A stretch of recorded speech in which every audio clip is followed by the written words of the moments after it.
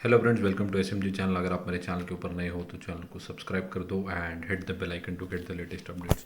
सो आपने थंबनेल में देख ही लिया होगा कि हम लोग जो है सुला विनेयार्ड्स के बारे में, जो आईपीओ आने वाला है उसके बारे में हम लोग इस वीडियो के अंदर डिस्कस करेंगे। सो कंप्लीट डिटेल्स उनके बिजनेस के बारे में, उनके फाइनेंशियल डेटा के बारे में, कभी ये आईपीओ लिस्ट होगा, क्या अप्लाई करना चाहिए या नहीं, ये सब चीज़ें जो है इस वीडियो के अंदर मैं डिस्कस करूँगा। सो आप स्टार्ट टू एंड तक अगर देखेंगे तो आपको सब सारी चीज़ें समझ में आएंगी। यहाँ पे अगर नोट देखें तो ये जो कंपनी है सुला वाइन, अगर देखें तो नासिक बेस्ड ये कंपनी है, महाराष्ट्र के अंदर नासिक पड़ता है। वहाँ पे अगर आप देखें तो ये लोग डिफरेंट डिफरेंट वाइन बनाने के अंदर जो है मार्केट लीडर देखने को मिल रहे हैं। तो रेड वाइन, वाइट वाइन और स्पार्कलिंग वाइन्स के अंदर इनकी काफ़ी ज़्यादा पकड़ देखने को मिलती है। और ये जो है अपने ब्रांड्स को काफ़ी ज़्यादा सजा के बेचते हैं। तो यहाँ पे अगर आप देखें तो इनके जो ब्रांड्स हैं सुला, बाद में रसा, तिंदोरी, द सोर्स, सतोरी, मदेरा, दिया। ये जो ब्रांड्स हैं इनके, अपार्ट फ्रॉम सुला, ये भी सब जो ब्रांड्स हैं वो काफ़ी ज़्यादा पॉपुलर ब्रांड्स इनके देखने को मिल रहे हैं। यहाँ पे देखिए मार्केट लीडर तो बताया था, बट अगर आप देखें तो कंट्री के अंदर अगर देखें तो लार्जेस्ट वाइन मेकर जो है वो सुला विनेयार्ड्स देखने को मिल रहा है। वेडनेसडे को जो है, अपकमिंग वेडनेसडे, वहाँ पे इनका आईपीओ निकल के आने वाला है लगभग एक हफ्ते बाद। जहाँ पे जो प्राइस बैंड होगा वो लगभग 340 से लेके 357 के आसपास आपको देखने को मिलेगा। और ये जो है वो एक ओएफएस लेके आ रहे हैं। लगभग उसकी जो वैल्यू है वो लगभग 960 करोड़ जो है इनको आईपीओ से रेस करने हैं।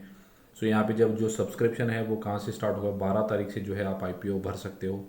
और जो आईपीओ चलेगा वो लगभग 14 तारीख तक चलेगा। अब यहाँ पे बात करें एंकर इन्वेस्टर्स की। एंकर इन्वेस्टर्स को, इन्वेस्टर्स के लिए जो है 9 दिसंबर को जो है आईपीओ की बिडिंग ओपन हो जाएगी। एंकर इन्वेस्टर्स वो होते हैं जो काफ़ी ज़्यादा मात्रा के अंदर आईपीओ के अंदर इन्वेस्ट करते हैं, और उनको मिनिमम जो इन्वेस्टमेंट है वो लगभग 10 करोड़ करना पड़ता है।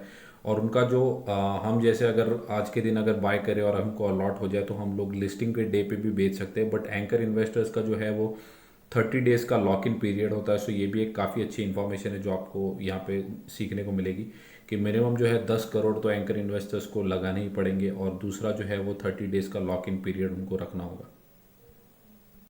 यहाँ पे जो डिटेल्स के अलावा अगर देखें तो कंपनी का जो अभी के लिए प्रीमियम जीएमपी है वो लगभग 34 रुपीज़ ऊपर चल रहा है। और यहाँ पे अगर हम देखें तो 42 इक्विटी शेयर्स के लिए हम लोग मिनिमम बिड कर सकते हैं in multiple of 42 equity shares thereafter. बाकी अगर आप देखें तो डिटेल जो है, अगर आप यहाँ पे भी देखें तो शेयर जो है वो आपको अलॉट कब होंगे, 21 दिसंबर के आसपास जो है आपको शेयर्स अलॉट हो जाएंगे।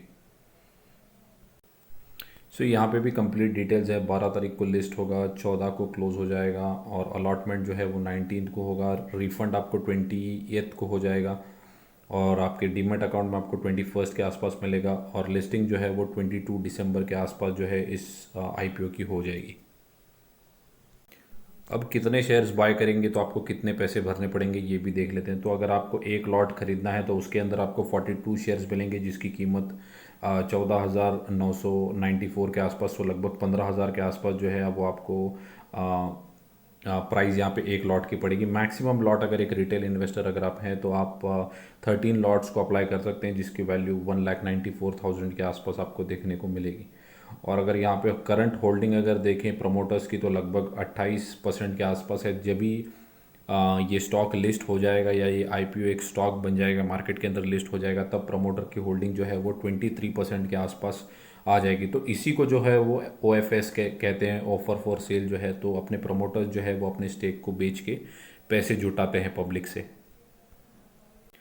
कंपनी काफ़ी अच्छी है, कंपनी का बिजनेस भी अच्छा है। जीएमपी भी अगर देखें तो लगभग 34 के आसपास आपको देखने को मिल रही है। और मैंने आपको सब डिटेल्स भी बता दी, कब लिस्ट होगा, कब आपको अप्लाई करना है। अब यहाँ पे जो है इनके फाइनेंशियल डेटा को भी यहाँ पे देख लेते हैं।